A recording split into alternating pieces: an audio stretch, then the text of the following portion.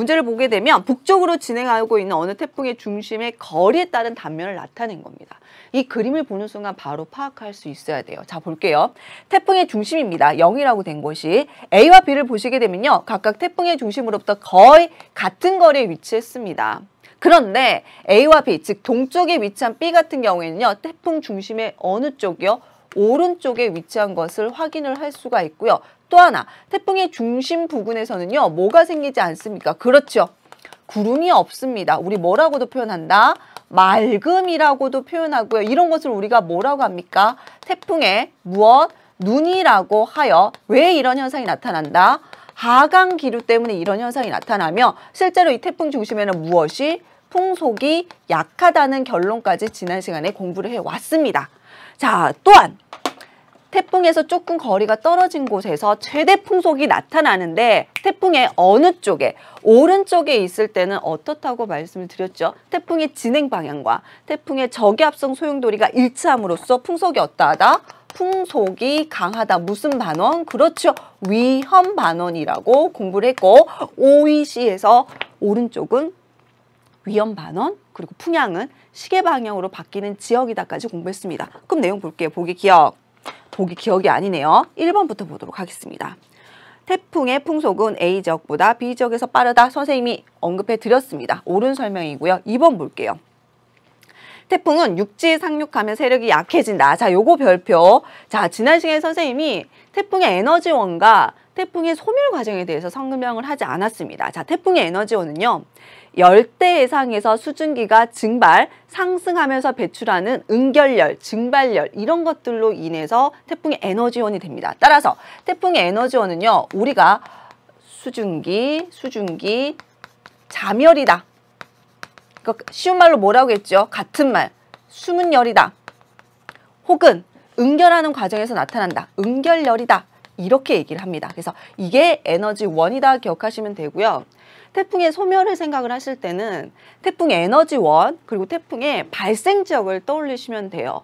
태풍의 발생 지역은 열대 해상이었습니다. 수온이 27도 이상이었고요. 적도 제외한 5도에서 25도 정도 위도가 되었었고 에너지원은 수증기 자멸이었습니다. 따라서 태풍이 소멸을 할 때는요. 무엇의 공급이 끊어지면 될까요? 그렇죠.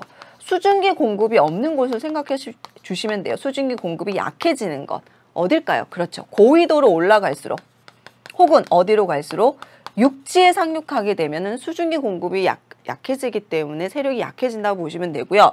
특히 육지 같은 경우에는 어떻게 될까요? 지면과 마찰이 있겠죠. 그럼 운동 에너지가 약해지기 때문에 더 세력이 약해지는 경향성이 있습니다.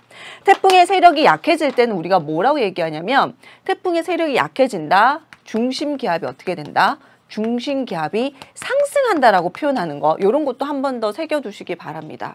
왜? 선생님이 태풍의 세력은 중심 기압이 낮을수록 강력하다고 했죠.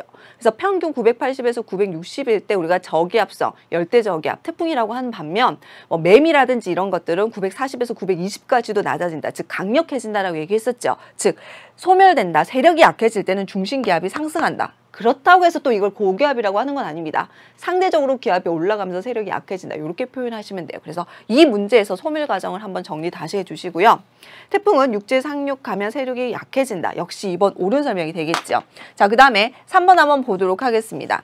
3번은요. 태풍의 풍속은 중심에서 최대다. 선생님이 중심의 내용 모두 다 설명드렸습니다. 3번이 틀린 설명 정답이구나 보시면 되고요. 4번 볼게요.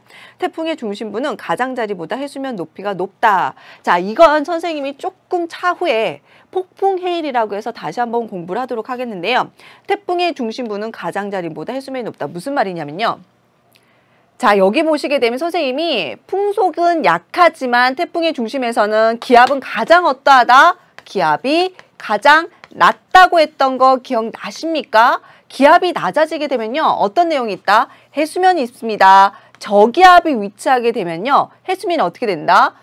중심부로 끌어올라온다. 그래서 해수면 높이가 어떻게 된다? 높아진다. 이렇게 접근하셔야 됩니다. 요거는 이후에 선생님이 폭풍 해일에 대해서 다시 한번 설명을 해 두도록 하겠습니다.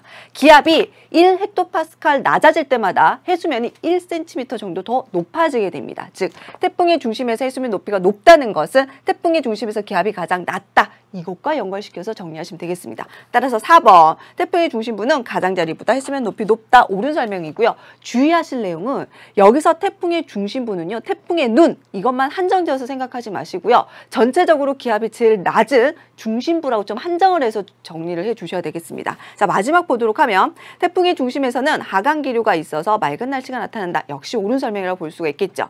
자 문제를 좀 접근을 하실 때 아마 이게 평가 문제가 되면 조금 더 구체적으로 들어가실 텐데 조금 태풍의 중심부라고 해서 넓게 접근하고 있는 건지 아니면 태풍의 눈이라고 해서 좀 좁게 접근하고 있는 건지 그걸 조금 묘하게 판단을 하셔서 하시면 좋겠습니다. 그래서 여기서는 어감이 약간 그런 부분들이 있다는 걸 좀 고려해서 문제 푸시고요. 그래서 여기서는 태풍의 중심 부분 그리고 태풍의 오른쪽 왼쪽에 위치했을 때 풍속이 어떠한가 그 문제 좀 체크했으면 좋겠습니다.